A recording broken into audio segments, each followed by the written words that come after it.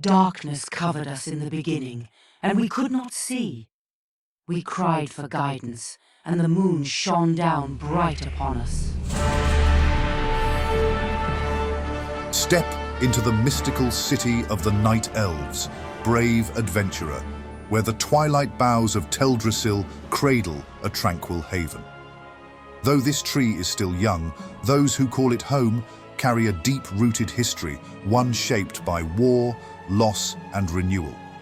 Join me, your trusty loremaster, as we reveal the Night Elves' timeless culture, their reverence for Elune, and the quiet strength that shapes this sanctuary. I'm eager to learn what secrets you might come upon, so prepare yourself to walk the sacred grounds and uncover the hidden truths of Darnassus.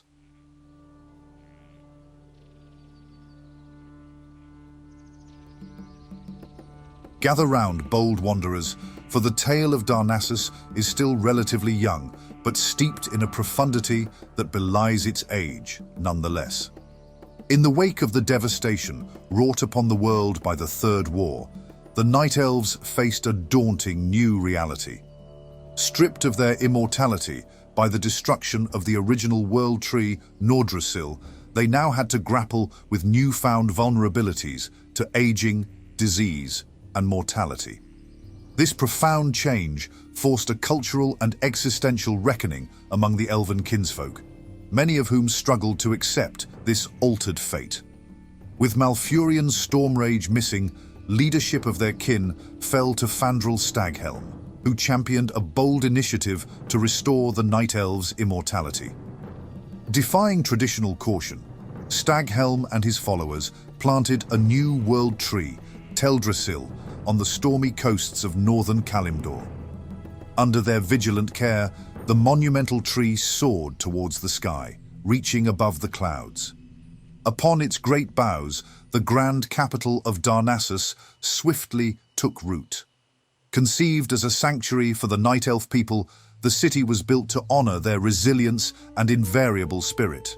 And as the new world tree grew, so too did their new shelter, flourishing amid Teldrassil's twilight canopy. The city became a safe haven for Night Elf traditions, upholding their deep-seated devotion to the sanctity of nature.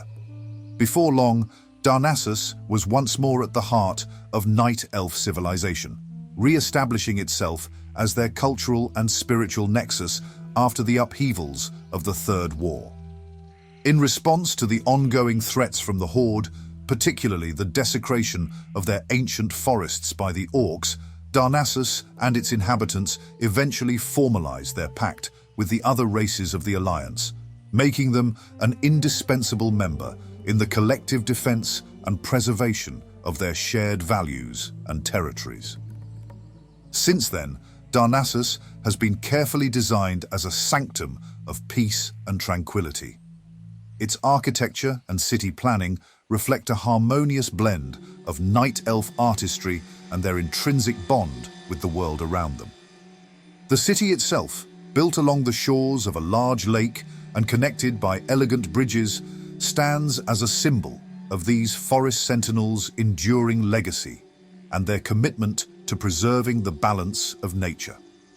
From her seat in the Temple of the Moon, High Priestess Tyrande Whisperwind, along with her sisters of Elune, now preside over the religious and administrative affairs of her people, weaving together theocratic wisdom and druidic traditions in her leadership.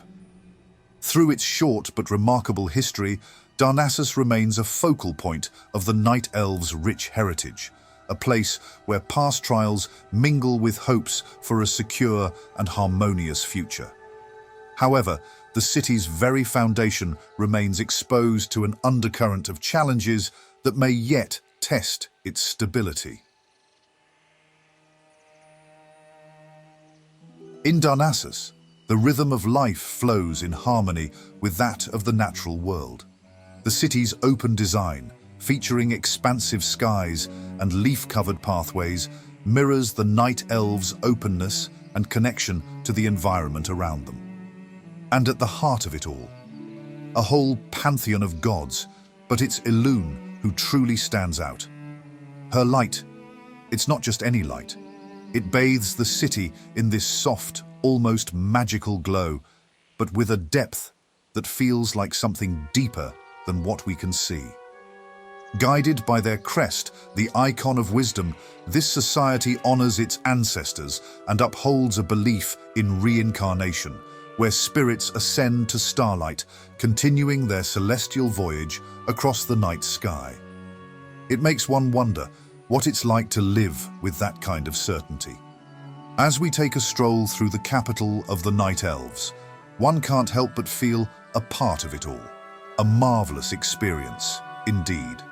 Residents spend their days tending to the lush groves, ensuring that nature thrives in harmony with urban life. Meditation by the Moonwells is a common sight, as these sacred waters offer a spiritual place for reflection and restoration.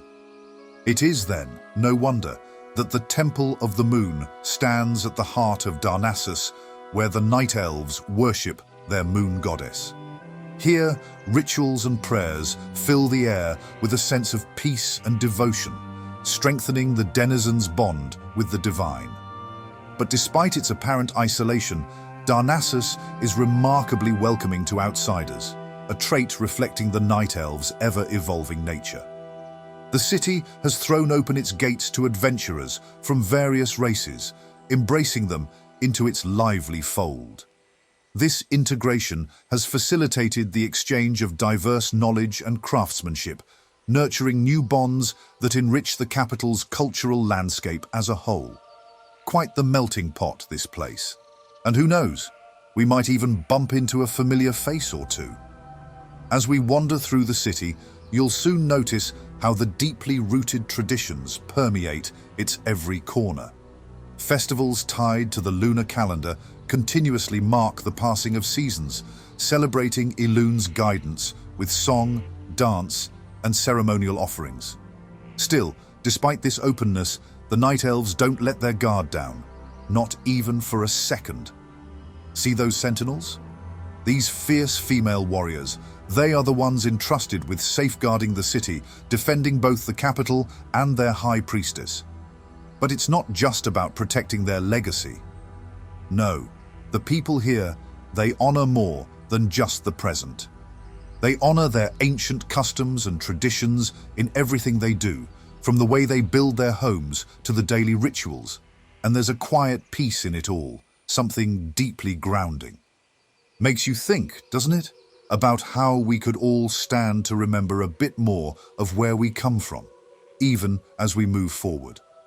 But let us continue our journey through Darnassus, dear explorers, for there's more to see here than meets the eye.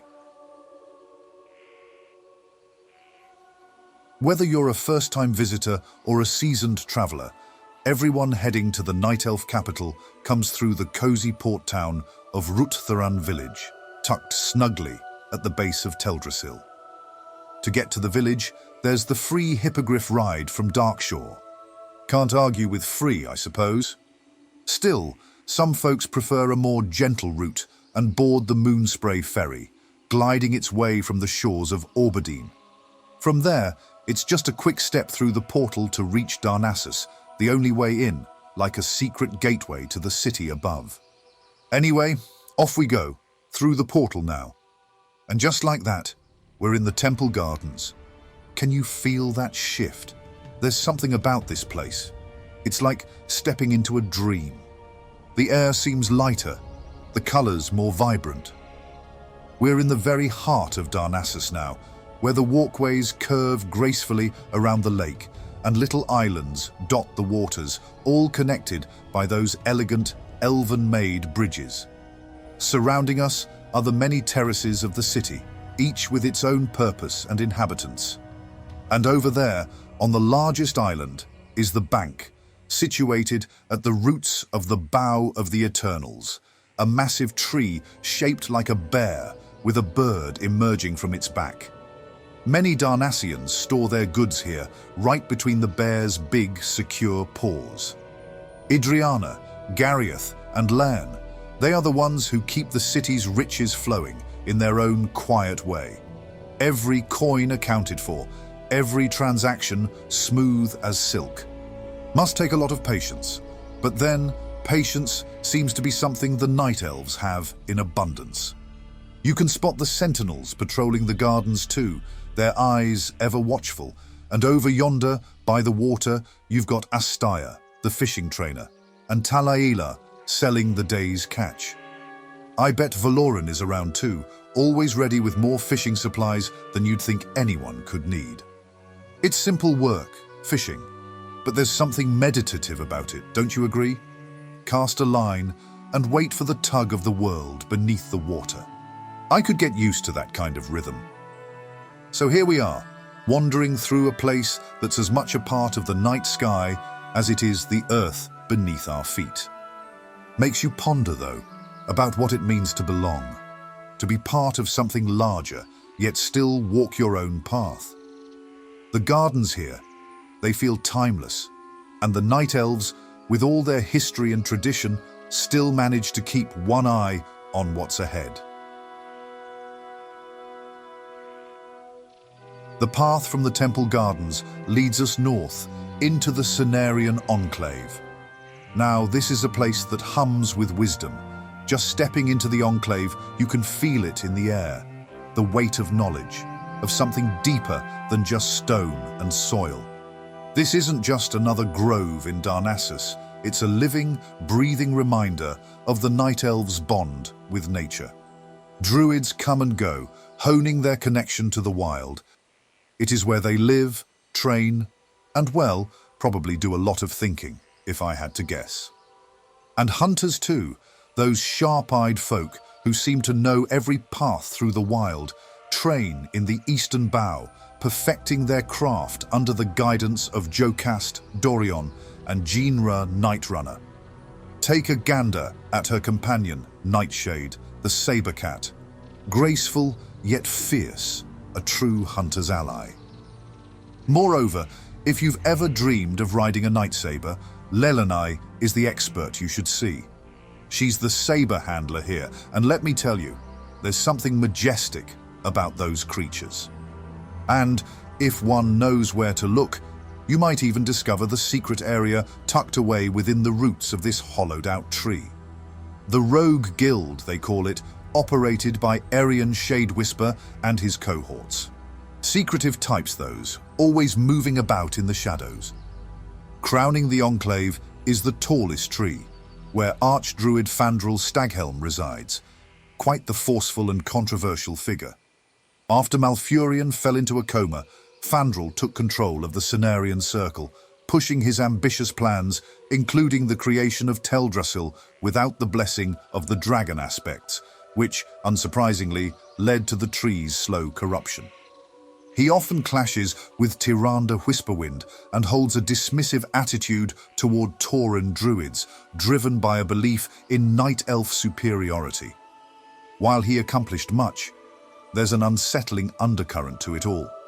Something about the way Fandral demands morrow grain in such large quantities seems strange. Even Mathrengil, his loyal second, can't help but feel a slight discomfort around the herb and Staghelm's increasingly secretive behavior, though he brushes it aside, trusting in his leader's wisdom. For now. Oh my, I almost forgot about Janal, the ditch digger. You might miss him at first, just a night elf shuffling dirt behind the trees. But speak to him, and you'll find out he's got big dreams. A visionary, he says, though the archdruid atop his lofty canopy suite didn't quite see it that way. The world needs ditch diggers too, was the reply he got. But who's to say that's the end of his story? His words suggest a longing for something transformative, some role in shaping the future of his people, perhaps even beyond Darnassus. You get the sense that he believes in some deeper, almost mystical truth, but even he may not fully grasp what he's trying to say. As we walk through the Enclave, the tree ants, those towering Darnassian protectors, stand silent and watchful. No sentinels here, just these ancient guardians, keeping the groves of the world safe, just like they always have. The Enclave, with its quiet, its mysteries, its depth, It feels like a place where the past and the future tangle together, just like the branches overhead. Maybe that's what makes this place special. It's not about what was or what's to come, but about what already is, all around us.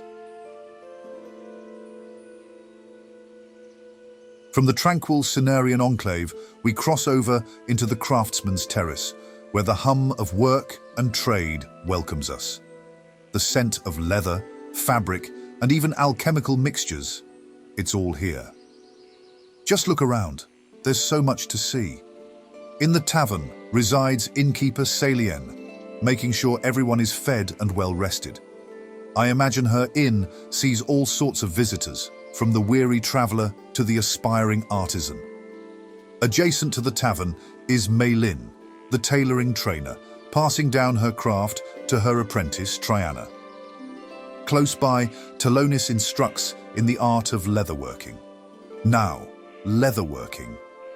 This is a profession that smells of the wild, of the forest. Cenarion is nearby too, offering supplies, always ready to help his fellow crafters. You can see his student Faldron trying his hand at a new piece, likely under Teldrassil's watchful eye. And just over there, you'll find Eladriel, the skinning trainer. I've always thought skinning must require a certain mindset, one that honors the creatures it's taken from. Her pupils, though, Dariana and Lotharias, seem eager enough, learning the trade with practiced hands. Let's not forget Lishiana. She's the guild master, and with her, Shalaman, the tabard merchant. Each guild's tabard, designed with care by Elercia, tells a story, a history. It's a little thing, maybe, but here in the Terrace, it's those little things that matter most. Speaking of details, check out Mithrin Deer. He's always stocked with trade supplies and general goods. You name it, he's got it. Vayan and Lalina Summermoon help with enchanting, their hands moving with an ethereal precision. Taladan, the enchanting trainer, leads them with this quiet authority, like he's been doing it for centuries. Then, of course, you've got Faden Darkin and Ileana Moonscribe dealing in the art of inscription. Imagine the power to make words and symbols come alive, to infuse them with meaning and magic. They must see the world differently, those two. Maybe they look at the stars and see runes waiting to be written. Craftsmanship at its finest, wouldn't you say? Last but not least, there's the Argent Dawn Embassy. It is here that Manados and his human counterpart, Dawn Watcher Selgorm, keep watch against the evils of the world. Yes, the Craftsman's Terrace, a place where creativity and skill come together. Have you ever thought about what the city would be like without it?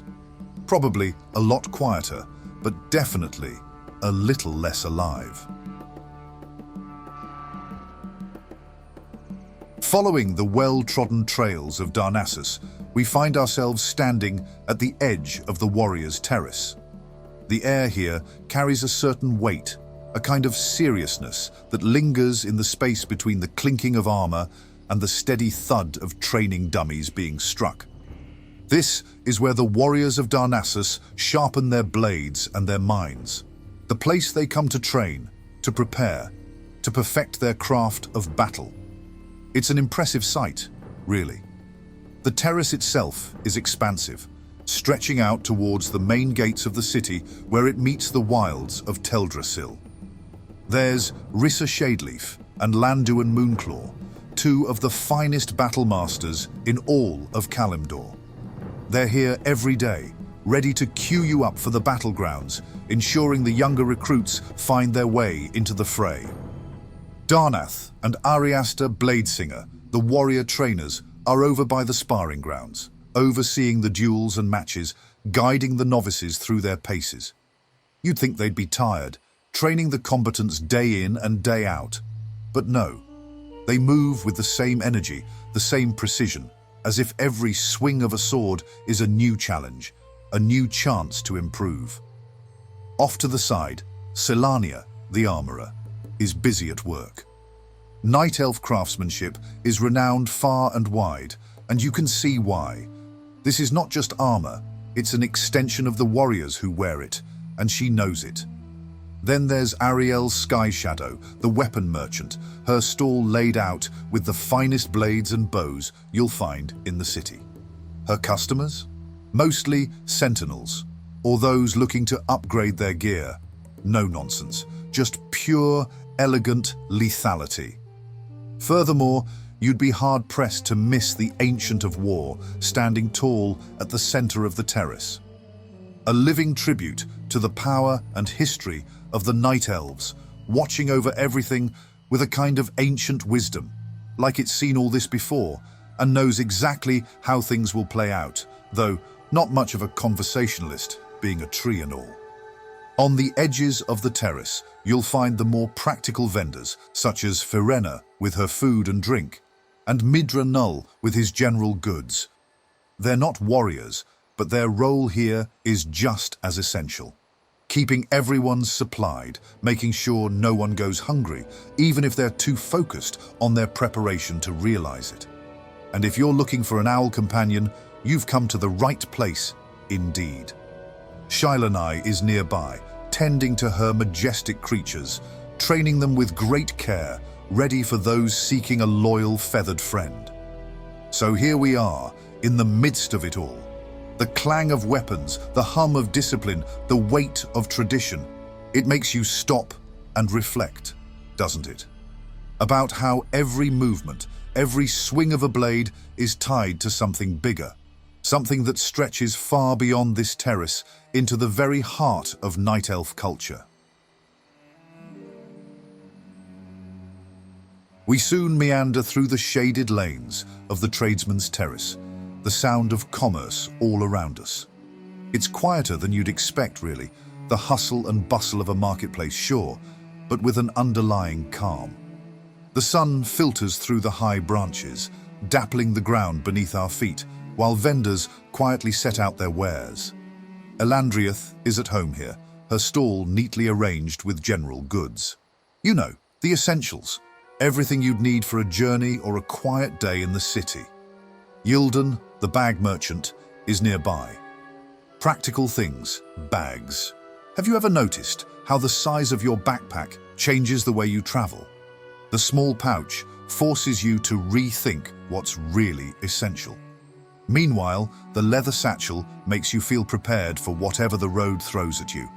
And then there's the huge brown sack carrying everything, just in case. To the side, Glorandir and Kieran are busy with their weapons, axes and blades sharpened to perfection. And just past them, there's Mithidon, ever proud, offering maces and staves. All of them contribute in their own unique way to the protection of the city. Makes you muse about the role everyone plays, no matter how small. And over there, you've got the auction house, an important part of any capital. Golathas, Talon, Cazares, and Silvalas, all of them standing by, overseeing the transactions that ripple through the city's economy. It's not like other places where auctioneers bark and shout at their customers. No, here it's all done with a proper efficiency, accompanied by the clear ring of the bell of a transaction completed in good standing.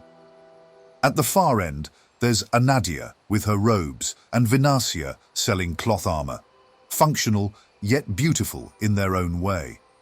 They cater to travelers and adventurers, of course, but I like to imagine they are also crafted with style in mind, making those adorned in night elven clothing recognizable across the many lands they wander. Weapons and attire, they're necessary, yes, but they're also symbols, aren't they? Symbols of protection, of duty, of the unspoken promise that this city will stand strong. At the heart of it, the Tradesmen's Terrace is more than just a marketplace. It's the pulse of Darnassus, where the old ways meet the new, and where every merchant holds a story of its own. You just have to listen closely enough to hear it. Guided by the familiar routes, We leave behind the last terrace and step towards something grander, the Temple of the Moon. Now, this is a sight to behold. No matter how many times I see it, the sheer size of this place still catches my breath. The Sisters of Elune call this their home, a moonlit sanctuary where time itself seems to bend and bow in reverence. Did you know the sisterhood predates almost everything?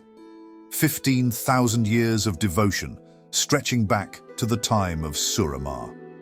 But this is more than a temple, really. It's the seat of government too, though it doesn't feel like politics belong here. No, this is a place of worship, of veneration. And at the heart of it all is Tyrande Whisperwind. Tyrande is the high priestess of Elune, chosen by the goddess herself. For thousands of years, she's led her people through war, strife, and all the challenges that come with being the head of the Night Elves. It's a delicate balance she holds, faith and leadership. But she does it with the quiet strength of someone who's known no other life. In a city like Darnassus, where tradition and nature walk hand in hand, it's hard to imagine anyone else holding that mantle. As we take in the grandeur of the temple, there's a bit of a scene unfolding. Archmage Mordant Evenshade, the leader of the Chendralar Highborn, is trying to restore his way back into Night Elven society. The Highborn aren't exactly beloved around here. Too much history, too much arcane meddling. Mordant boldly requests an audience with Tyrande, but Sentinel Stilbo quickly shuts him down, reminding him of his place, clearly cautious about granting him any favors. He sighs and then glances at the Moonwell like it's something he can no longer lay his hands on, though he once perhaps did. But the Night Elves don't forget easily, especially not the kind of betrayal that nearly tore their world apart. That same Moonwell at the center of the temple glows vibrantly, casting soft shadows and softer reflections. Within it stands a statue of Hydeni, immortalized in stone. The waters, they say, are blessed, drawn from Elune herself. Some come here just to touch the water, to feel its cool, holy presence on their skin. A few even bathe in it, believing they'll find restoration. Priestesses, Alethea, Jandria, and Laria walk quietly through the halls, their footsteps soft, like whispers on stone. A starry starseeker leads them in prayer, her voice calm but commanding. Beside her stands Emissary Valustra, the Draenei mage trainer, whose presence brings a sense of otherworldly grace. Though she hails from a world far removed from that of the Night Elves, here, in these halls, she seems to have found her own peace in the Moon Temple. It's easy to feel small here, but not in a way that's uncomfortable. More like being a part of something grander than yourself. And as we wander through these halls, I can't help but think about the power of devotion, how it shapes a people, a culture. How, even after the world crumbled, was reborn and then shattered again, the moon still rises, ever lighting the way forward for our night elf companions.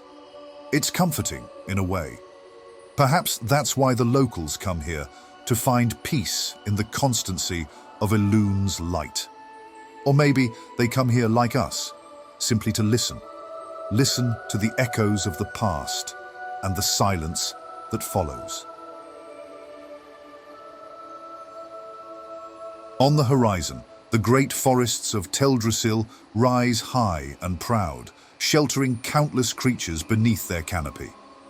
This majestic world tree, home to the Night Elves' new capital, feels timeless. It sure would be a shame if something were to happen to it. Then again, I'm positive they've thought ahead. I mean, it's not like a tree of this size is a towering fire hazard or anything, right? But before you depart, fellow companion, riddle me this if you can.